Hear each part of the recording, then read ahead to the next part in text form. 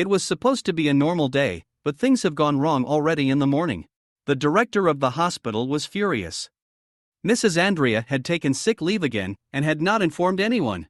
And the other, I don't remember her name, is on vacation. But I have a job. The shy, thin nurse in a white coat shrugged. Yes.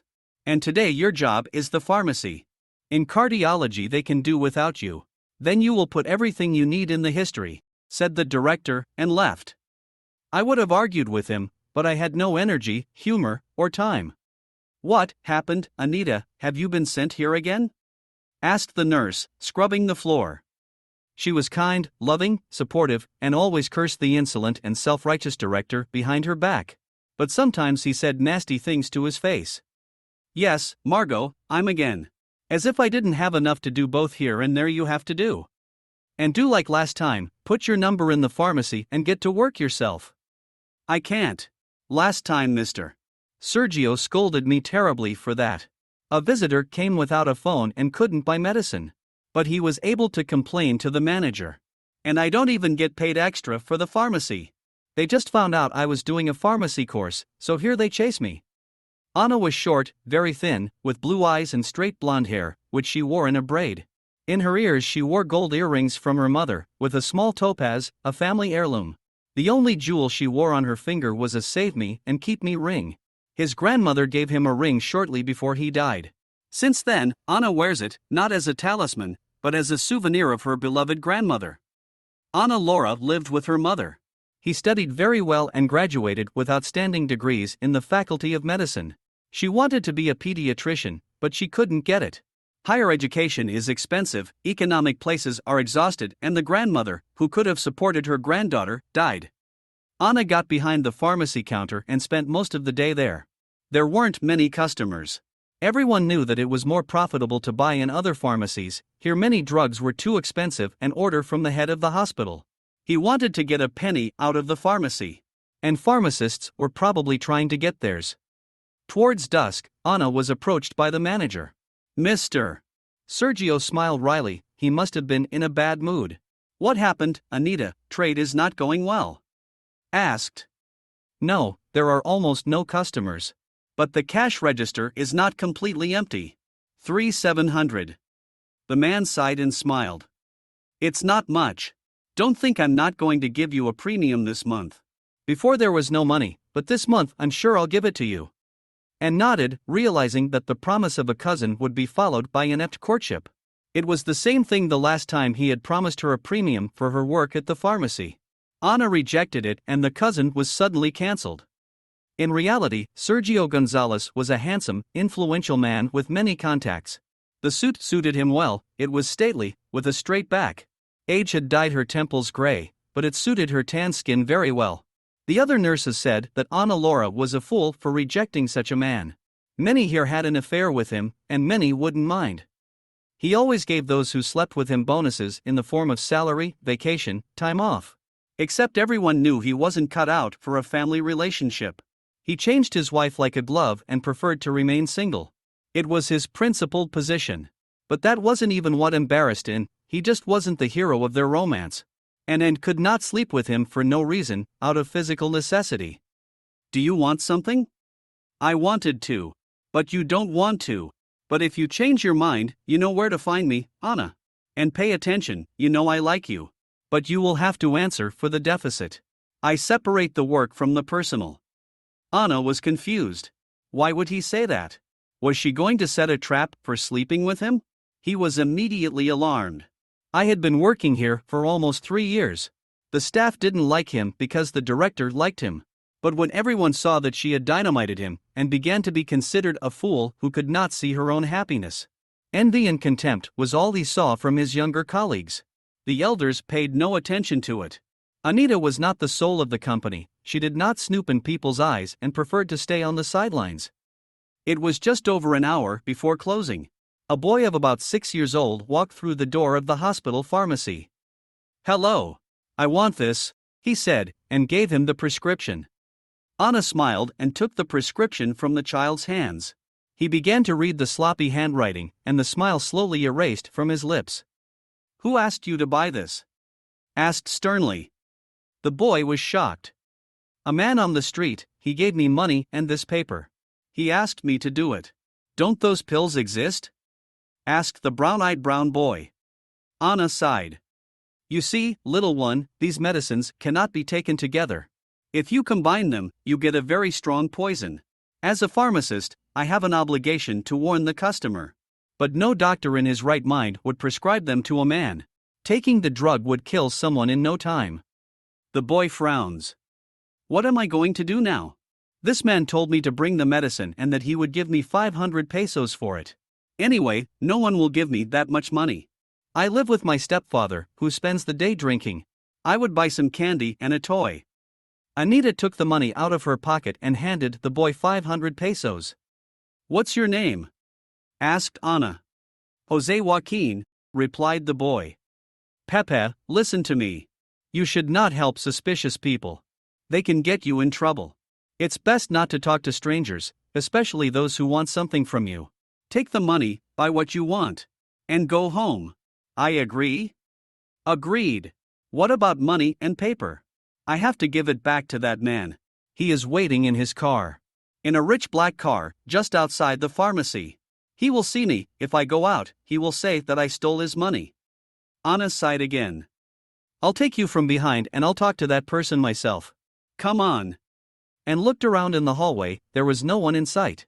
He was not allowed to close the pharmacy for long, he was given only 5 minutes to urinate. It is true that there was still a lunch break, but it had long passed. The pharmacy hours were written on the poster and the pharmacy had to be open at all times. If not, fine and reprimand. Anna closed the pharmacy, took the child out the back door and headed for the exit. Sure enough, there was a black car at the door. Anna knocked on the window. The man at the wheel rolled down the window. Have you sent me the child with this? He asked sternly, and held out a paper and money to him. Well, yes. And, aren't these pills? Asked haughtily.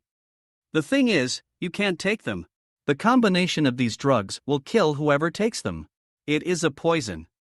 Excuse me, are you a pharmacist?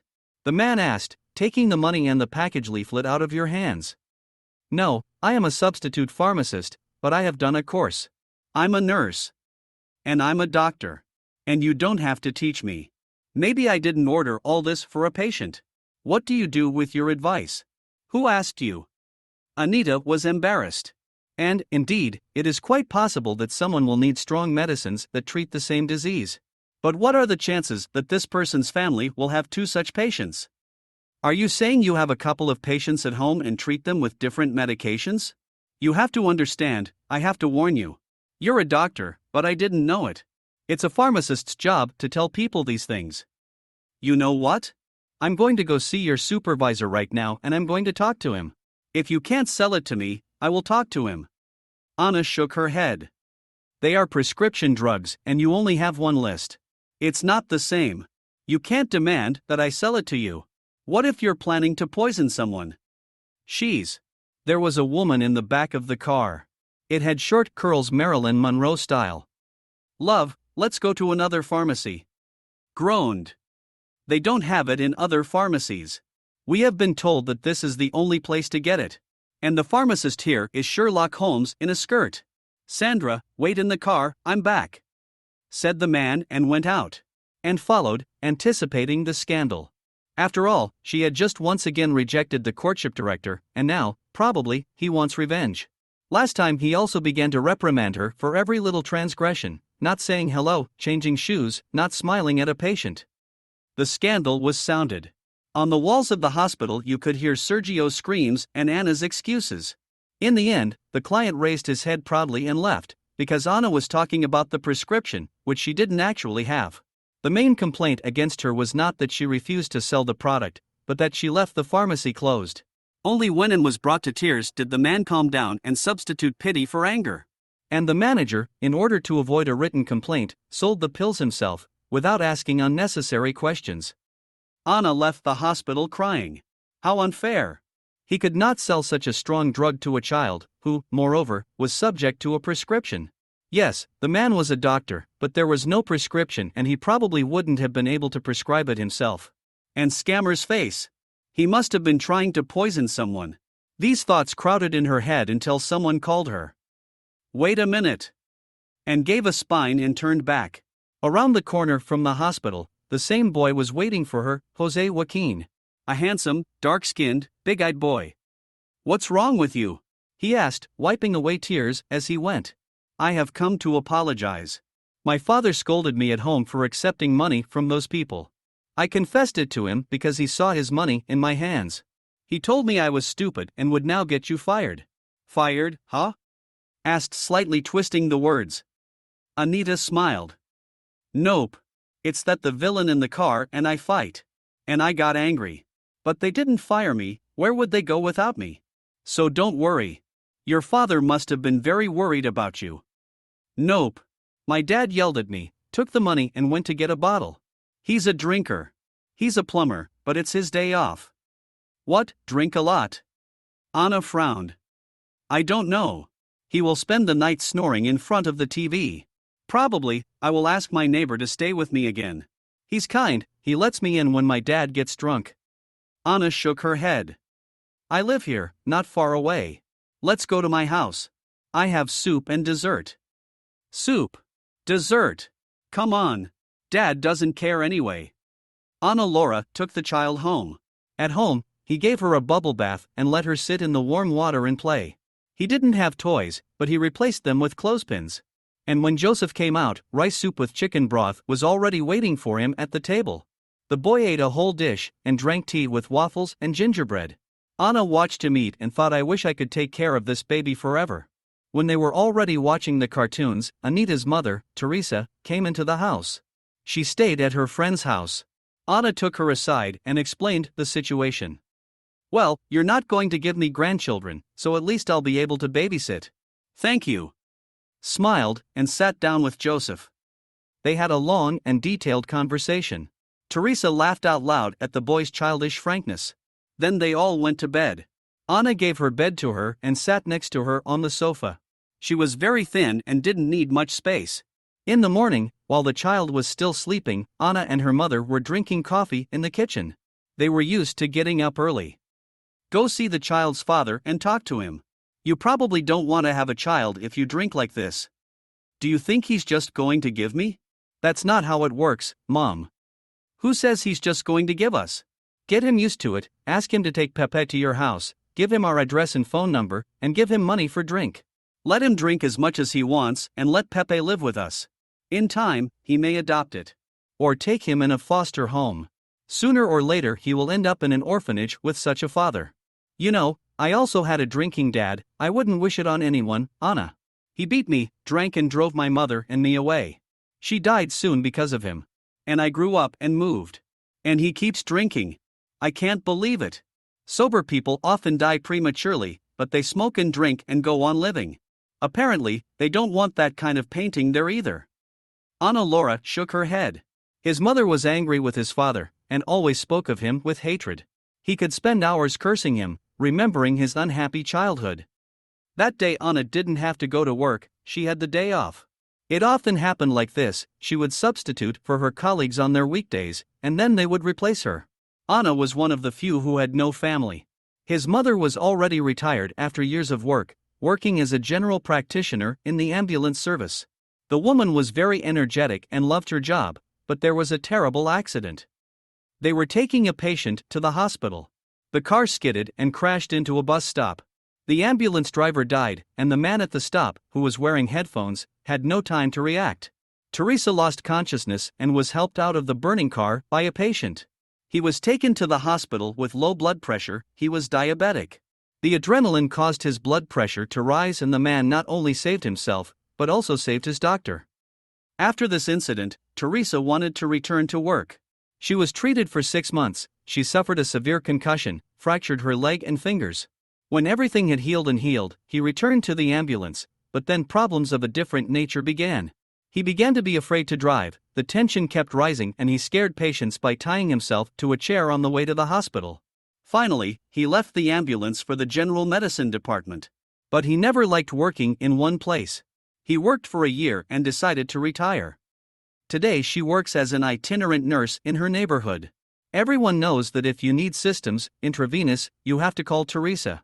He did everything economically, quickly, and accurately. He could also advise on treatments. In fact, she now earned almost the same, but she had no bosses on her, no need to be tied to a place, or to leave if she had to leave. And most importantly, there was no need to get on a means of transport.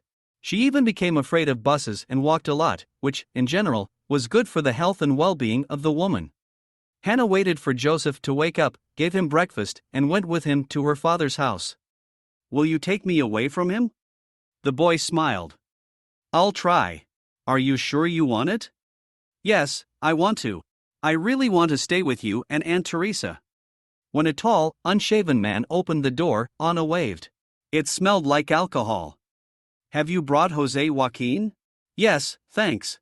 Come home." He ordered from the threshold, and was about to leave, but Ann called him. "I wanted to talk to you." The man looked at Ana Laura tiredly and asked her what she wanted. "Joseph would be better off at home. I want to take it home. You're drinking and not taking care of the baby. And I feel lonely. We are friends. I live 4 doors down. Here's my address, my phone number. You can come and get it whenever you want. I work, but my mother is at home." He insisted that Jose Joaquin also stay with us. The man was not happy. "What's your name?" asked. "Ana Laura." "Nice to meet you, Ana Laura. And I am Ernesto." "All right, Ana. If you want my son, you have to give me something in return." "What do you want?" I was scared. "I want money." "Money? What's not clear?" "You can bring wine. You can bring vodka. You can bring beer. But better in money." Ana took 2,000 pesos from her wallet, everything she had. "Will it be enough?" asked Lost. "That is enough. See you later. Come back in a fortnight. I don't know what. And it brings more. Understand?" Ana Laura nodded. "Can I take your things?" "Take it away," he said, opening the door wider. They packed what they needed, took Joseph's toys and books. The house was dusty, messy. The TV was on and smelled of tobacco. Someone must have been smoking here. Ana realized that she would not leave her little son in this place again. If that redneck insists, he will call for protection of minors. Dads aren't talked about like that. But it would be rash to confront now. Ana knew she had to find a peaceful way to solve the problem. Now I had no rights over the child. Something had to be decided, but it had to be done deliberately, and she had to start with the simplest of options, an agreement. She was willing to pay him for life if he let her see Joseph. Ana Laura became so fond of the child in that short period of time that she was even willing to contract a fictitious marriage with Ernesto to become Jose's official mother. As he said goodbye, Joseph kissed his father on the cheek. This broke Anita's heart, who almost cried. "I was very angry with Ernesto. The guy loves you, and you behave like a weirdo. How can this be? Is there nothing human about him?" She took him away and was relieved. "In 2 weeks, bring him more money. He barely needs the baby." It's been a week. Ana and Pepe strolled through the park, chatting and laughing. From their looks, they looked like mother and son. The most ordinary couple. Ana thought every day that she was crazy to take the child forever, not thinking that he could be taken away at any moment. Suddenly, Ana saw the man in the black car. "Look, that guy who asked me for medicine." Joseph also noticed him. "Yes, I see it." Ana Laura looked closely. He and the woman in the car with white hair were grooming an old man. He was pale and sick, it was evident. Vicky immediately evoked an image in her mind. They must have wanted to kill the old man. Probably because of heredity. He watched them for a long time, and when the couple walked away from the old man, Hannah and Joseph approached him and sat next to him. "Good afternoon. Excuse me, you don't know me. But I know that man and woman who was next to him," Ana began. The man was about 60 years old, haggard complexion, a sad look. "They are the daughter of my late wife, and her husband." "And what exactly happened?" asked very intelligently. "I work in a pharmacy. And recently, this man wanted to buy me medicine that can't be taken together. If he were not a doctor, ignorance could be alleged, but he caused a real scandal in our hospital and claimed to be a doctor. So I couldn't ignore that the drugs couldn't be taken together." Ana told the old man the names of the medicines and asked if he took them. "How am I going to know? He's a doctor, he gives me pills and I take them. It only makes me feel worse. I also have cancer, a daughter. And don't accuse Federico and Sandra, They would never hurt me. Go. Get out of here. He didn't believe him. Anna looked at him and didn't believe him. How to convince him? What if he is poisoned? This man gave me money and names of medicines. And Anna scolded me for wanting to buy them and went to fix it. She doesn't lie. Why don't you believe it? Joseph interceded. The old man looked at the boy very carefully and wrinkled his forehead. So, is it true? Of course it's true. If not, why would we have come to you? Joseph reasoned. Anna began to look around. I didn't want to meet that nasty couple again. You know, I'm a nurse, my mother is a doctor. If you need help, or get sick, give us a call. I wouldn't trust those people. Anna quickly took out a notebook from her purse, typed in her phone number, and gave the sheet to the man. He picked up the leaf. Agreed. Thank you. I was confused. I didn't know how to react to what I had heard. Anne was in a hurry. She said goodbye to him and left without asking his name. Another week passed. And shone at work, and even the formidable Sergius went from anger to piety, and became less grumpy and less grumpy. Anita was truly happy. It was magical. She knew that a small miracle awaited her at home. Except that the thought of going to see the boy's father made her sad. When she and Jose arrived, Ernesto opened the door completely sober. Dad, you've stopped drinking, exclaimed the boy. There was a committee at work. Today we are all sober. But tonight I'm going to drink whiskey. So don't get your hopes up, kid. Laughed. Anna understood. Ernesto did not miss his son.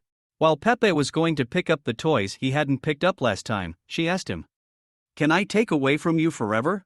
You don't need him and it's fine for me. I'm afraid you'll take me away now. It is not a kitten, it is used to us, to good and healthy food, to warmth and care. That's what a baby needs.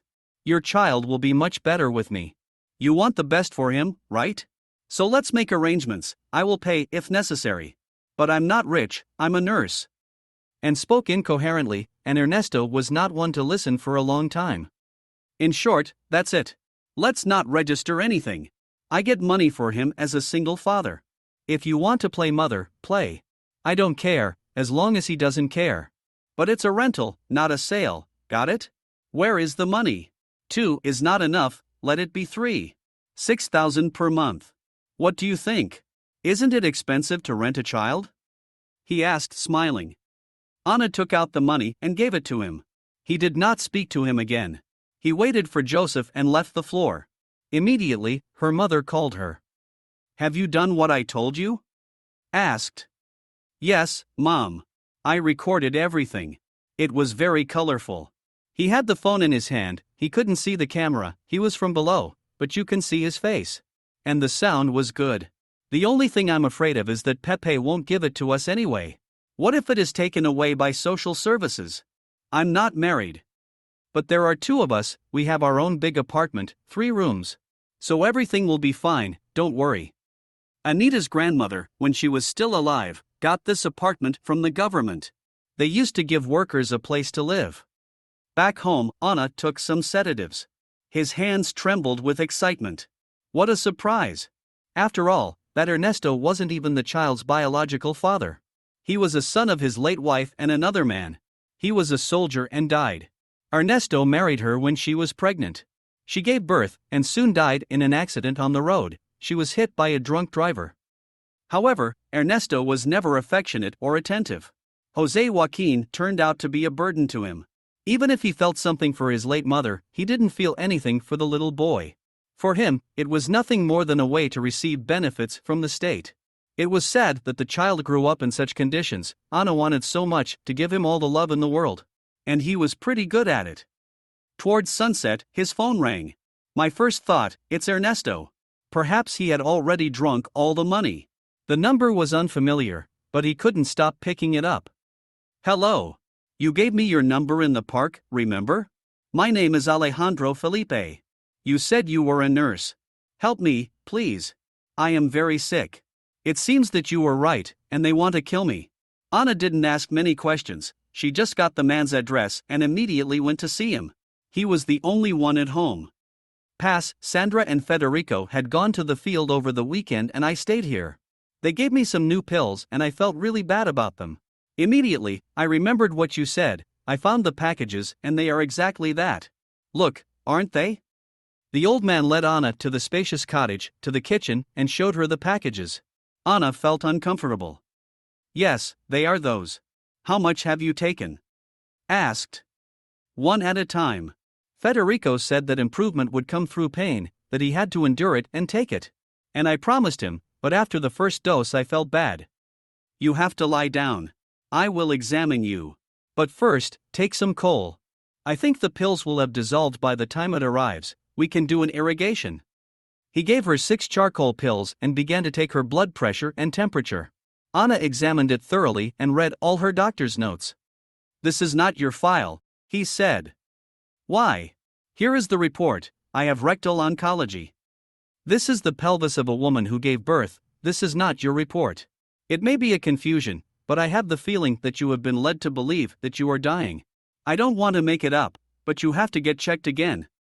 Anna asked him about the symptoms and then found the pills that Alejandro Felipe was taking at Federico's insistence. These pills are what cause the stool disorder. And that causes pain and swelling.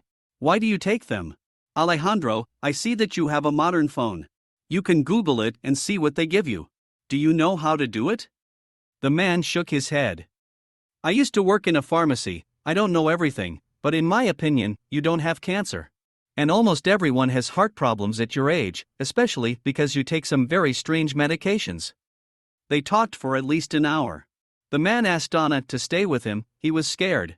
Anna told him that she had taken the child from an alcoholic. And he told her the story of his life.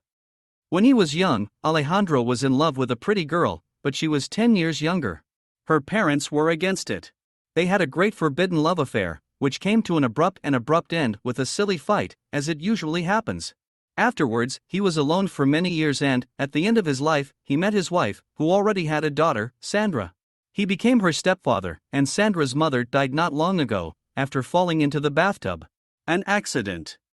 So he was left alone and dedicated his life to his stepdaughter. He gave him the best education. He didn't need anything until his father retired. He waited for his stepdaughter to recover, to start earning his own money, as he had done at the time, but she kept asking for money. In the end, Alexander had to return in part to the profession. Now she had some dividends, but she refused to help her adult daughter, realizing she wasn't going to work. Her fiancé was just as lazy and greedy. Frederick was looking for a rich madam, but soon realized that Sandra was not. And yet, I don't understand it. Could he really want me dead? Asked Alejandro Felipe. Have you bequeathed everything to her? She clarified. The man scratched his head. A month ago you saw my will. You will only receive this house. But I will bequeath all the money in my accounts to sick children. He cursed me, yelled at me. There was a scandal. But then he calmed down. She became sympathetic, soft. I thought he was trying to make me the ball, to fix the will. Also, I threatened her during the fight that I wouldn't leave her the house if she was so greedy. Do you think he could have tried to kill me for that? Anna shrugged. The reason was obvious. One of the drugs is psychotropic. These pills, they are very strong, they affect the heart. Why do you need them? Do you have anxiety? You don't take this drug just like that. I have no anxiety. Then maybe they want to be declared incompetent. Federico is a doctor, he can fix that. In which case, they will take everything. Plus, they're stressing you out, telling you you're going to die. They give you cancer. But I'm not afraid of death. What is there to fear? We'll all be there, Anna. Right? I already live more than half a century. I already have more friends there than here. So I'm not afraid of dying. Not a bit. Anna smiled. Soon they went to bed. Anna lay on the sofa, not far from Alejandro Felipe's room. Sleeping in someone else's house was strange. But it was a very nice house. And imagined what history she had had, who had lived here before. The dream came on its own, and it was quiet and sweet. In the morning, after making sure he was okay, she went home. I had to go to work. I was going to replace a colleague on Sunday. In the afternoon of the same day, Alexander Philip called in again. Hello? I call you with good news, Anita. Yesterday I said I wasn't afraid of death, but I think I was wrong. Today I had an MRI in the best clinic in town. I had other tests and it turns out that I do not have cancer. There was a polyp, but it was removed. It's a normal case. And my heart works, according to my age. There are, of course, some health problems, but in general, my body will last another 20 years. That's what the doctor told me. And I felt very happy, and I realized, Anita, that I want to live. And now I will. Thank you, Anita. If it weren't for you, I would have died like this. I also learned more about the medication Federico gave me. They didn't leave all weekend and told me to take the pills, even though my health was getting worse. They, Anita, wait for me to die peacefully, swallowing my medicines. And they'll do a forensic exam and say I was crazy for taking so many drugs. That's why they asked the boy to go to the pharmacy, so they couldn't see anywhere, or on any camera, that they were the ones who bought those drugs. Maybe I bought them, maybe they were in my medicine cabinet. You have saved me, Anita. I'll see you tonight. They will come back at 8, I want you to be there. I'm afraid I'll be thrown out of the window. I'll throw them out and change the locks. Will you stay with me? Anna smiled. What good news! Of course I will go, and bring my mother. He's a doctor, he'll take a look at you, read your results, and give you some advice. I'll take Joseph too, do you care? Yes, of course. Bring it, Anita. I need a support group. Tempers flared up. Ana Laura was on the moon. Alejandro is not dying, that's good. He liked him right away, he gave him the impression of being a very correct and reliable man. Mom wasn't home, so Ana left a note on the table, picked up Jose, and went to see her patient. When there was a knock on the door, there was already a fight inside. Ana, pass. How glad to see you. Alejandro Felipe made it happen. Sandra and Federico were standing in the middle of the spacious hall. Ana clearly interrupted the heated discussion. You? What are you doing here? Frederick's face wrinkled with disgust. And this is my nurse. He has warned me that the medication you have told me to drink, no matter how bad I am, is poison. You probably thought you'd come back and find me dead, right, Federico? Except you didn't. How could you? I took you in as if you were mine, I got you a job at my friend's private hospital. I've done it all for you. What about you, my daughter? You were 16 when your mother and I got married. She wasn't like you. She was a good woman, kind. If she can see from heaven what you are doing now, she is very ashamed of you and hurt. You were like a daughter to me. Like a daughter. And you wanted to kill me. Anna walked away, she could see that Sandra was embarrassed and shedding tears. Frederick, for his part, cocked his head arrogantly. Anna, remembering her mother's advice about Ernesto, quickly pressed the video record button on her phone and turned it carefully so she could see everything. It wasn't my intention, really, I'm sorry, Sandra cried, and wanted to hug her stepfather, but he prevented her. You don't have anyone else, just like me. Sandra, you wanted to kill me. Pick up your stuff and go. I won't blame you. But you, Federico, will go to jail. I promise. Frederick approached the old man. Who is going to lock me up? Based on what? Yes, that I wanted you dead. Because you, instead of leaving an inheritance to your adopted daughter, started to go crazy. Crazy old man. You had to give a lot of money to sick children. I hate people like you. You're willing to help strangers, but you don't care about your own. I would be glad if you died today and I found your dead body. There would be less trouble and the world would be a cleaner place. So try to lock me up if you want. No one will believe you. Ana Laura pressed the stop button on the recording. A spectacular monologue. It will be enough for Alejandro Felipe's lawyers to sue you. Also, I will testify, and Mr. Sergio will confirm that you bought those drugs. So will Joseph. You were sworn in as a doctor, how could you? Frederick laughed and tried to snatch the phone from Anna's hands. A scuffle ensued. Pepe, seeing that his beloved Anna was being injured, approached from behind and bit Federico on the leg, in such a way that it made him scream. At that moment, Anna bounced with the phone and Alejandro stunned Federico from behind with a vase from the table. Call the police. CCTV footage of the house will confirm everything, now that it's over. Police were at the house for more than an hour. They took statements right there in the house and signed the papers. Once Federico was taken away, along with Ana Laura's phone, which was now a test, Alejandro went to the kitchen and opened a bottle of wine. I had forgotten the taste of the drink with so much medication and invented diseases. I have more than 100 bottles in my cellar. I like it a lot. It was given to me by a friend from Argentina and sent to me by messenger on my last birthday. Want a drink? Asked. Very good. Today I was very scared when Federico threw himself on me, she confessed. Unfortunately, the only food in the house was cheese and some fruit. Alejandro Felipe had been through so much these days that he had simply forgotten to eat. And what will become of your daughter now? Asked Anna. He is under house arrest. You've heard it. She won't go to jail, but I won't let her go near the house. And I have already made a new testament today. He was afraid he wouldn't do it in time. It's my age. He couldn't let that Frederick become the boss here. If that happened and I died, I would become the worst ghost in the world and drive him crazy, said Alexander. Anna laughed. Pepe nibbled oranges from his plate. By the way, I whispered to the investigator who came to visit to take care of your case as well. I asked him to make sure Joseph was handed over to you. His father and I are great friends, so worry no more. Joseph will be with you forever. He smiled. Anna cried with joy, and Pepe ran to hug her. Can I call you Mom now? He asked. How I wish I could call someone Mom. Of course. Of course. Just like that. I am your mother. Thanks a lot. I am so happy.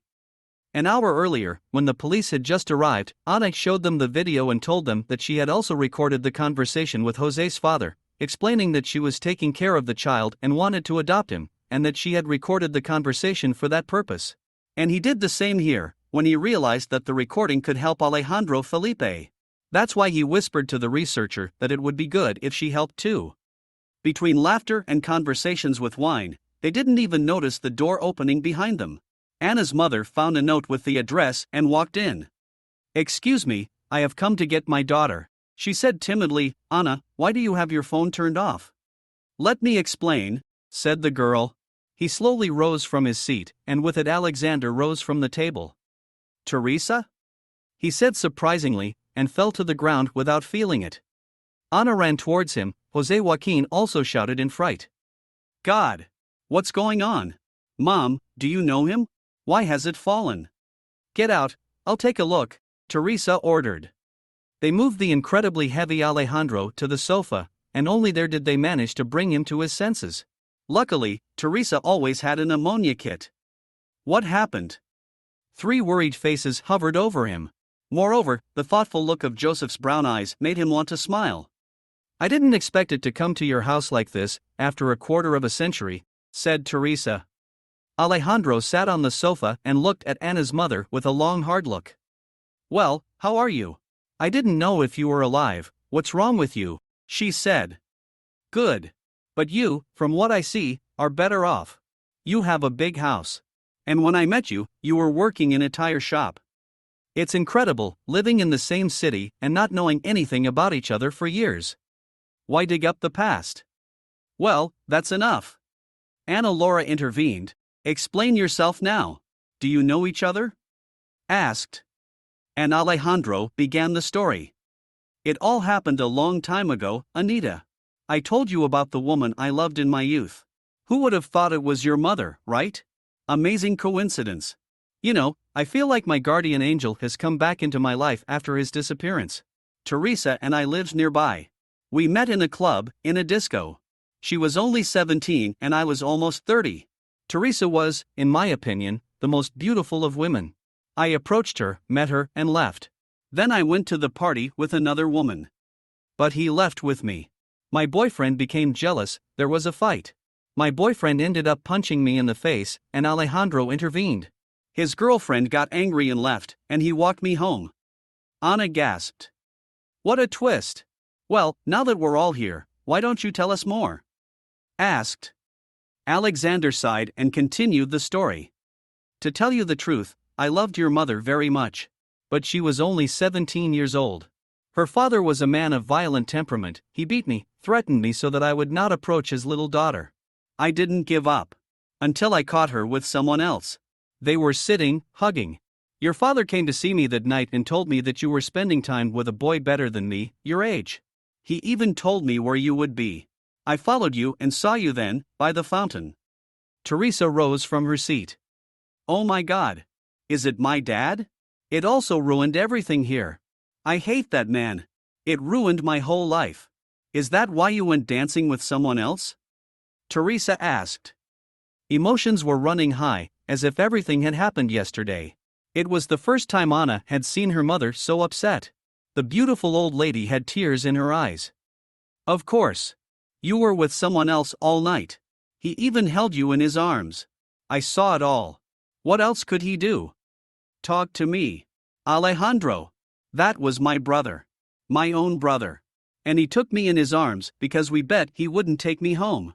Came home on vacation for 3 days. My father wanted to divorce us, and you didn't know my brother. If I had known. Forgive me, said Ivan. Teresa smiled. Does it matter now? Life has passed. And you, then, got married and gave birth to Anita? You have a beautiful daughter, she said, wiping away a tear. Peppa was somewhere in the room watching cartoons, and Anna was sitting and couldn't take her eyes off her mother and ex-boyfriend. You too, he smiled, but don't faint again. I didn't have time to tell you.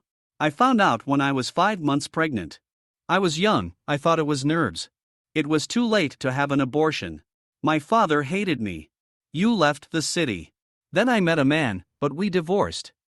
Ana Laura rose from her seat. Is it my father? He asked in all seriousness. All the nostalgic romantic feeling had vanished. He looked at his mother in disbelief. Teresa looked at her daughter. Yes. It's your father, he said boldly, knowing that and doesn't faint. The girl got up, silently took Joseph's hand, and left the house. He didn't say a word to anyone. It was too much for her. You know, I also want to leave now, you speak so calmly. I haven't lied to anyone. You left. When I found out you were in town, I was already married to someone else. And you walked past me, and you didn't even look at me. When was that, Teresa? At the train station. I was saying goodbye to my father, who had moved to the countryside, and my mother and grandmother stayed in this flat. You passed, with a suitcase. Alexander got up from his seat and walked around the room. I didn't see you, really. I don't remember that. It seemed to me that you were looking at me, but you passed by. I guess I didn't recognize you. Did you change anything about your appearance? The truth is that it does. I cut my hair and dyed myself. He looked at her indulgently and Teresa smiled. But I was sure you didn't want to see me. And that's why I didn't know I had a daughter. Teresa, if you knew how many paths came together for this conversation to happen now. Everything has been turned upside down. I think I need more wine. Want some? Asked. Teresa nodded. He got home before midnight. Pepe was sleeping and Ana Laura was sitting in the kitchen in complete darkness. He couldn't believe what he had discovered. Let's talk tomorrow, Teresa said tiredly when she saw her daughter. Of course. 25 years have passed, one day nothing will change. You go to sleep, I will wait a little longer, said Anna, and her mother sank into the chair opposite. What do you want to know? Asked tiredly. Why didn't you tell me about him? You knew his name, you knew everything. Why do I have your last name? You told me it hurt, you didn't want to remember him. And it was just stupid. Anita, I didn't hide the truth from you. I didn't give you his name so you wouldn't go looking for him. He didn't know about you, and I didn't think he deserved to know. He was resentful. My father prepared everything. How angry I am with him. But now I can't do anything. Mom, did you know that he got married a few years ago? He has been single for more than 10 years. Teresa shook her head. No, I don't know. Anyway, Anna, let's go to bed. That you found out about your father did not make the world disappear. Nothing bad happened. Okay, sorry. Anna's wine was very strong. I'm leaving. I'm exhausted. And followed her mother's advice, the dream came right away. She slept peacefully until the alarm went off. Normally, she woke up 5 minutes earlier, but that day she had fallen asleep. And I would have continued to sleep, but the work was the work. The coffee encouraged him. Anna kissed Jose, said goodbye as always. It was as if nothing had happened yesterday. Their greatest fear was that their mother would now prevent them from seeing their father, or that she would say that she no longer needed him. She had been winding herself up all day. The confusion was also due to the police officers who had visited the hospital and had had a long conversation with her and the supervisor.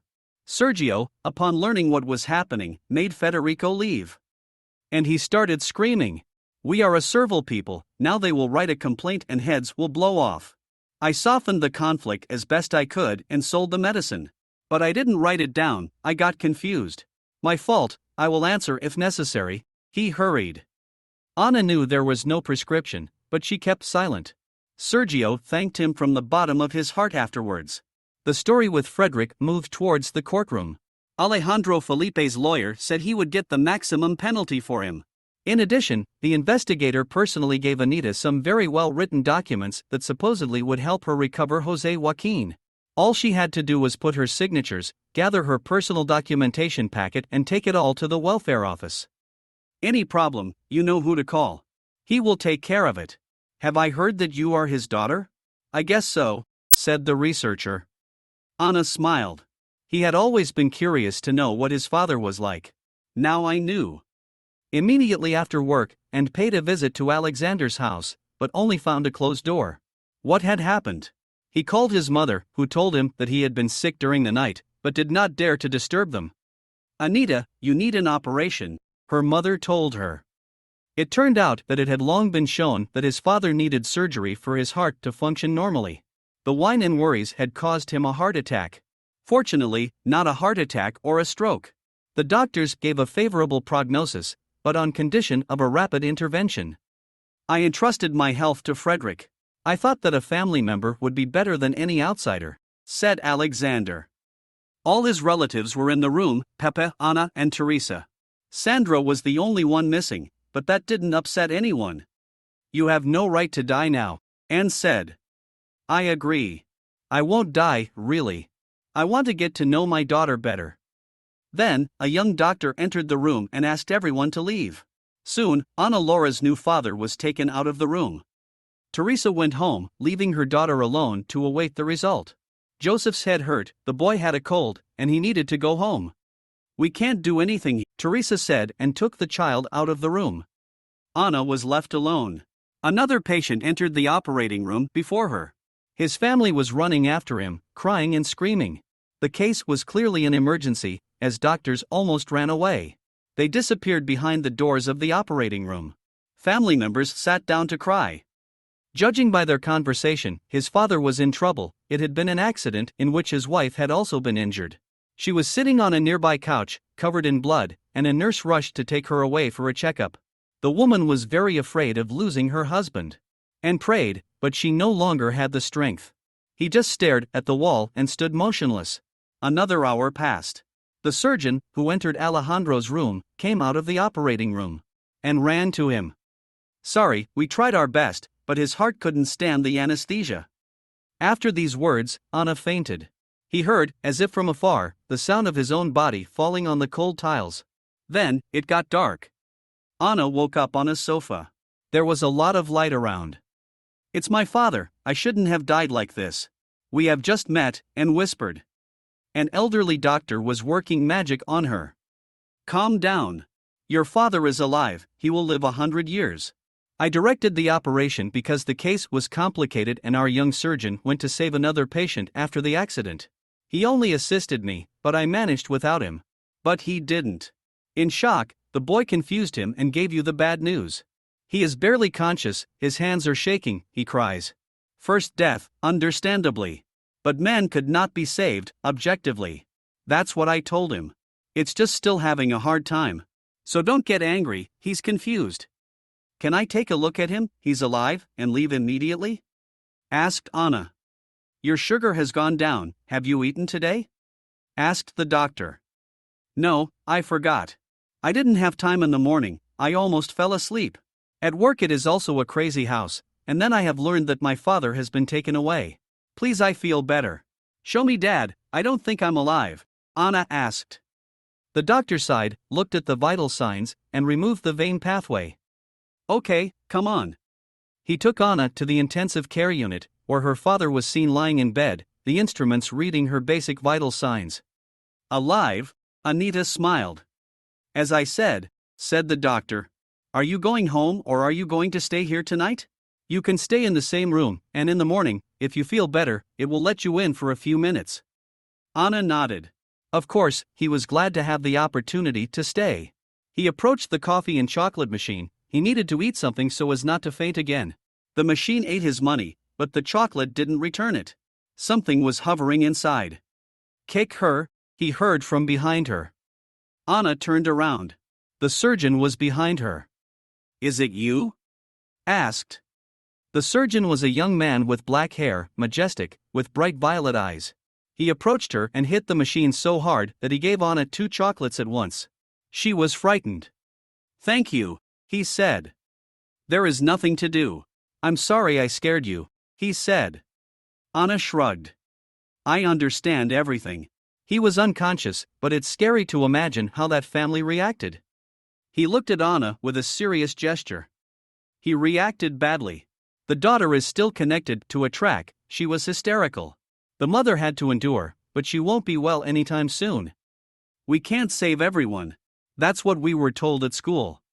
Did you train as a lifeguard? He asked. Anna frowned. He was trying to be understanding. Why was he being rude to her? I'm a nurse, she said, and went to drink coffee in the empty canteen for the patients lying in this hospital. Well, now he is also being rude to her. It became a disgrace. And was in such a state that even the slightest coldness in her voice could alter her now. I had too many things on my head lately. She had almost finished her coffee when the same surgeon appeared behind her. I'm sorry again, he said. Anna no longer knew how to react. He just nodded. It's almost midnight. You've been unconscious for a long time, he said. Anna Laura realized she hadn't even called her mother. He must have had his phone cut off. He took the device out of his pocket, saw his mother's 1 billion missed calls, and shook his head. No, calling was scary. He texted her. Sorry, father is fine, he is alive, I will call you tomorrow and tell you everything. The answer came almost immediately. Yes, I have already called the hospital, they have told me everything. I'll go in the morning, wait. Anita smiled. Is everything going well? Asked the surgeon. Yes, everything is fine, she replied. I just spent a very hard year, trying to adopt my son, and the courts always side with the mother. Anna looked at him curiously. Tell me. I'm going through the same procedure.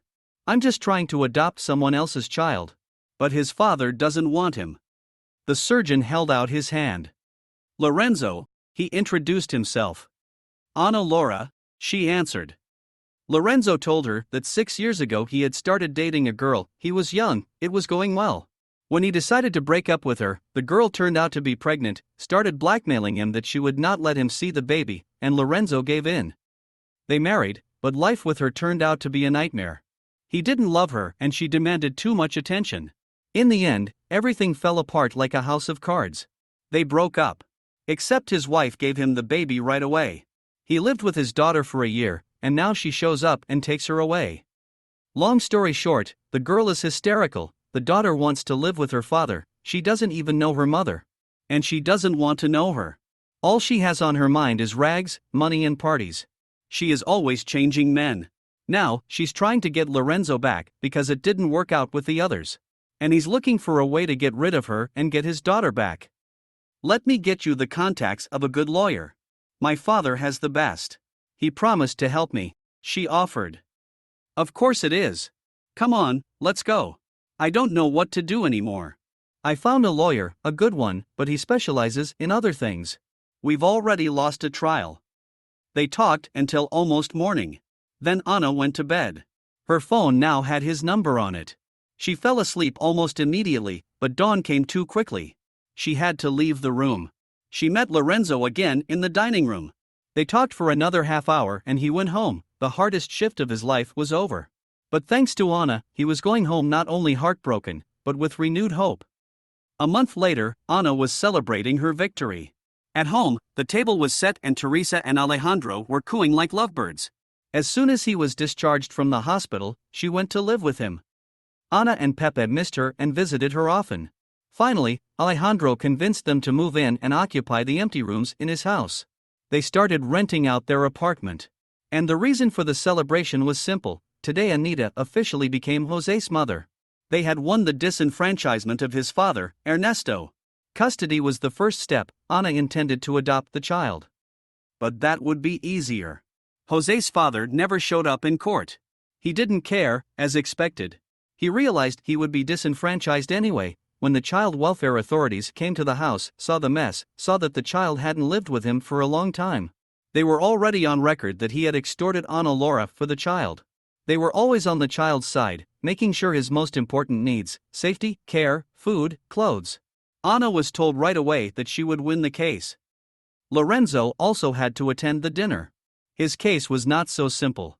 The lawyer who had handled Anna's case looked at the files and said it would be easiest to settle. This person, his ex-wife, obviously wanted something from Lorenzo. The lawyer visited the surgeon's ex-wife and they had a direct conversation in which the woman admitted that she wanted to be kept. And Lorenzo was one of her wealthiest suitors. She was looking for money, she wanted an easy life. So Lorenzo, under the guidance of an experienced lawyer, made an agreement with her. For 1 year Lorenzo would pay her a pension so she could arrange her personal life. In exchange, the woman would forever renounce any attempt to keep the child. The document was notarized and the daughter returned to her father the same day. Lorenzo was living with his mother and the mother was happy to have the 5-year-old beast back home. Now, with the signed document in hand, Lorenzo was sure that his ex would not return, because there was a clause in the agreement: if she ever bothered Lorenzo again, if she tried to take his daughter one way or another, she would have to pay him back all the money he paid her. Freed from this woman, Lorenzo took a deep breath. He and Anna had developed quite a warm relationship. The children became friends. Lorenzo's daughter's name was Laura. Jose could not imagine his life without her. Lorenzo himself was terribly in love with Anna and was about to propose to her. She suspected it, but kept quiet. Anna was happy. Besides, her father had helped her free herself from the slavery that reigned at her former workplace. She now worked at the same wonderful pay clinic as her fiancé. Alejandro Felipe had also undergone surgery there. His health was improving and in his soul there was a second youth. He and Teresa were engaged and had been presented at the registry office. Now, Lorenzo hoped to celebrate his wedding and take care of planning his own. He belonged to a wealthy family, and he wanted to show the world to his beloved Anita, to make her a big celebration. He pampered her and glowed with happiness when she smiled. If you liked the story, please like and subscribe to the channel.